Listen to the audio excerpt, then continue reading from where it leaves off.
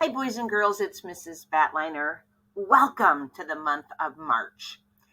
Last month in February, we dedicated the whole month to Black History Month, where we read stories that had Black characters. We read some biographies about Black famous people in our world. So hopefully we got a little understanding of the Black community during our February read alouds. The month of March is dedicated to Women's History Month. So before I start reading this story, I just wanted to tell you a little bit about Women's History Month.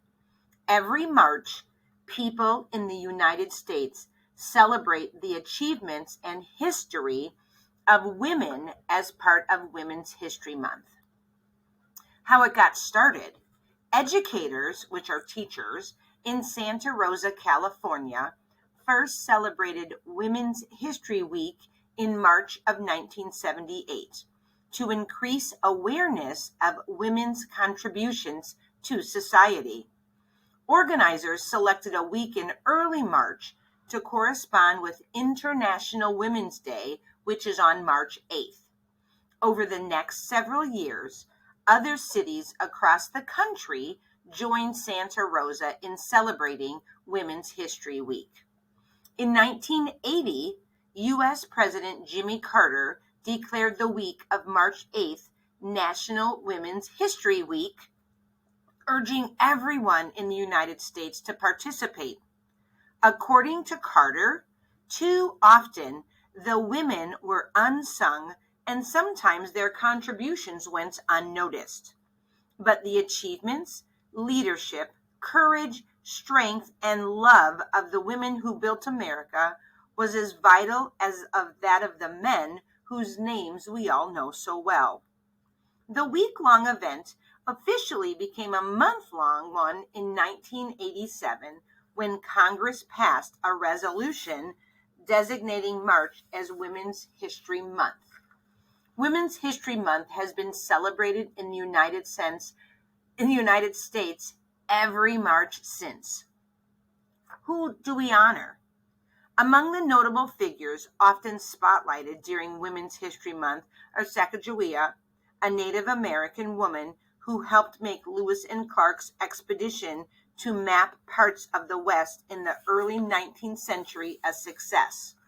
Elizabeth Cady Stanton and Susan B. Anthony, who fought for equality for women in the mid-19th century, more than 70 years before the 19th Amendment gave women the right to vote in the United States in 1920.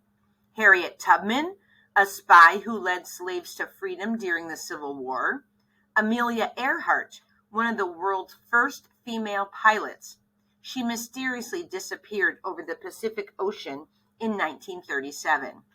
Madeleine Albright, who became the first female Secretary of State in 1996.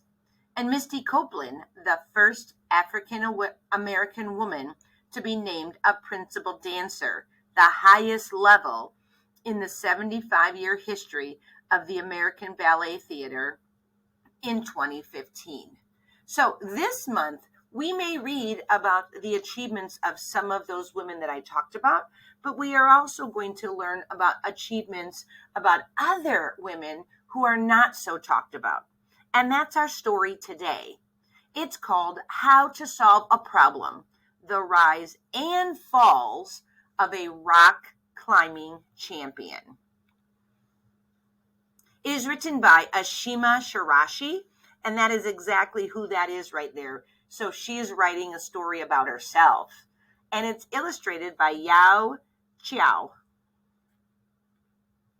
Dear reader, the first time I met Ashimi Shirashi, we talked about hip-hop, books, and dessert.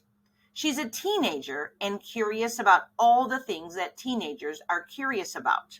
For a moment, one could almost forget that she is one of the best in the world at what she does.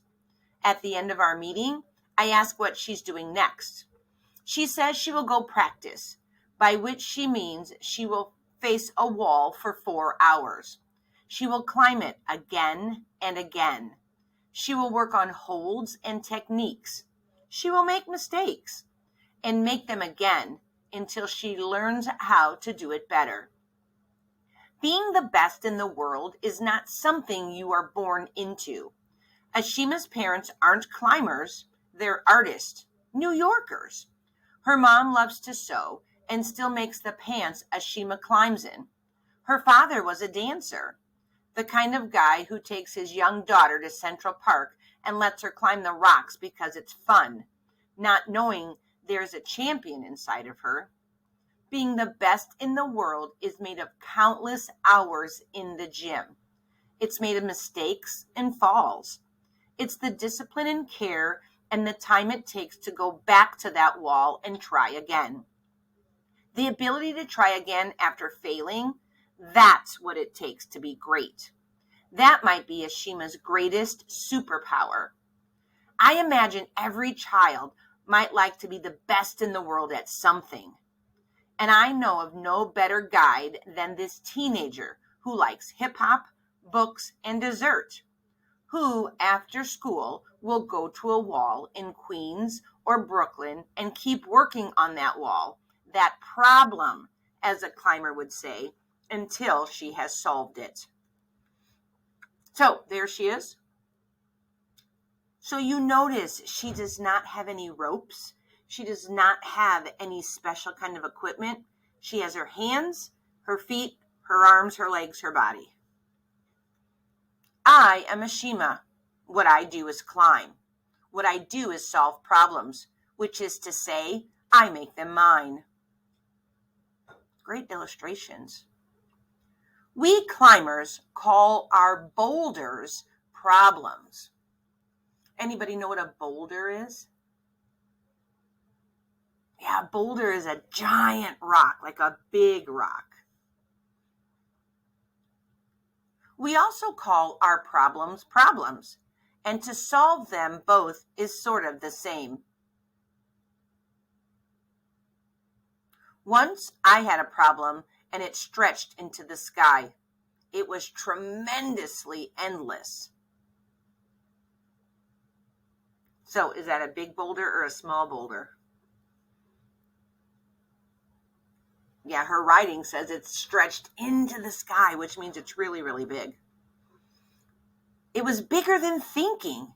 It was huge as the air or the night or the planet. It was a problem bigger than any I had ever seen. And I had seen plenty. There were twists and turns. There were places that looked like slick glass. So look, if you look at her illustration there, she's imagining all of those things. All right, so she just doesn't start to climb really fast. She problem solves and looks at different ways that she can climb this boulder. One part was arched like a question mark. Another part stuck out like my father's elbow in a photo I have seen of him dancing. And another was shaped like the bolts of fabric stacked in my mother's sewing room. There were so many parts, and none of them looked easy. I sighed and clapped my hands full of chalk, which is what I do before I solve a problem. Why do you think she puts chalk on her hands?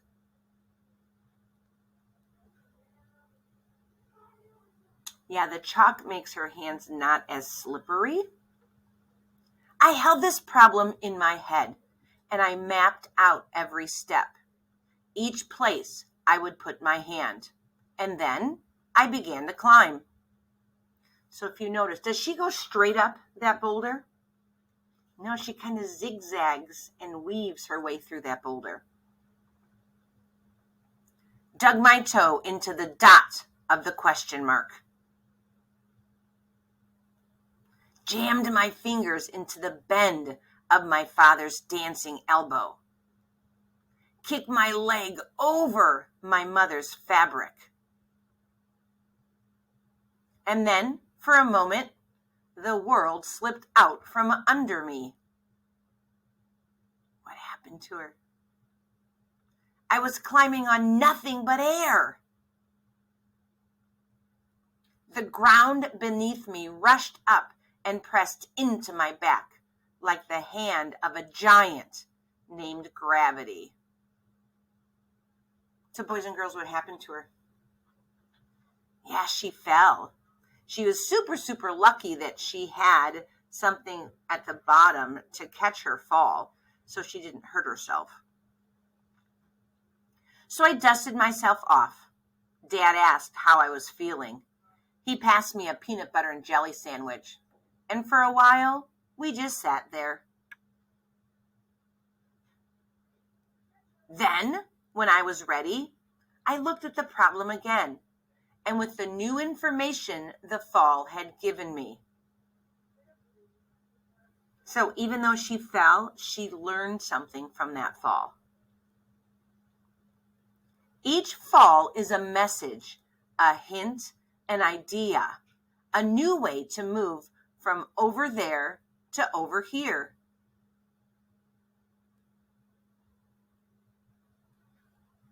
Does she make it up this time? No, if you look, she continues to fall, right? But she never gives up. And so I started, and so I fell.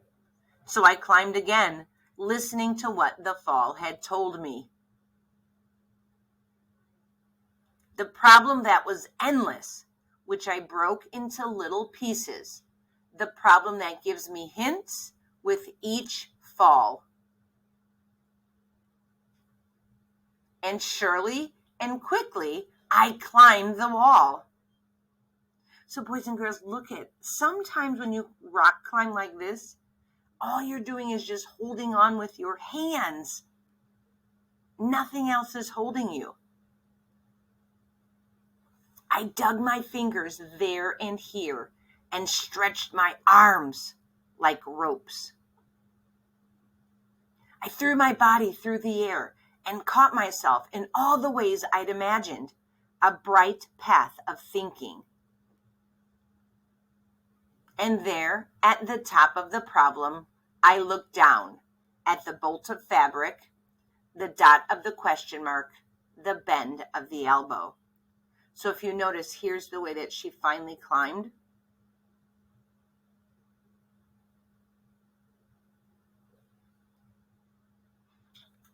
And I waved hello to the memory of how hard the problem was.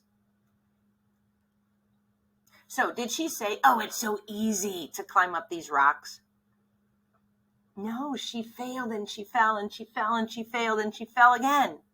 And then finally, taking everything that she learned, she was able to solve that problem.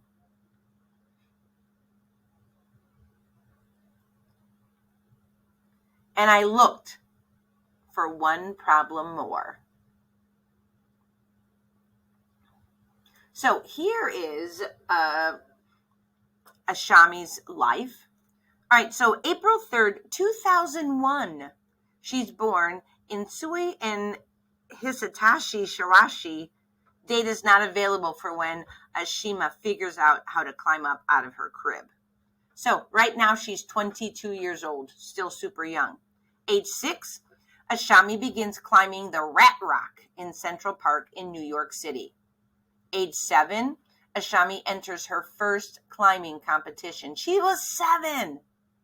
Age 8, Ashami solves the problem Power of Silence in Hueco Tanks, Texas. The boulder is rated V10 for difficulty, a grade only expert climbers can achieve. So there's no way I could walk to that rock and start climbing it. I am no expert. Age 9, Ashimi climbs her first V11 and V12 problems, including Rugged in the Shower and Chablanc in Hueco Tanks.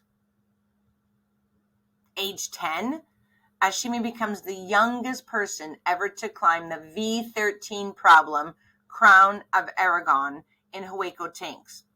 Only elite climbers and professionals can climb at this grade, and she's only 10.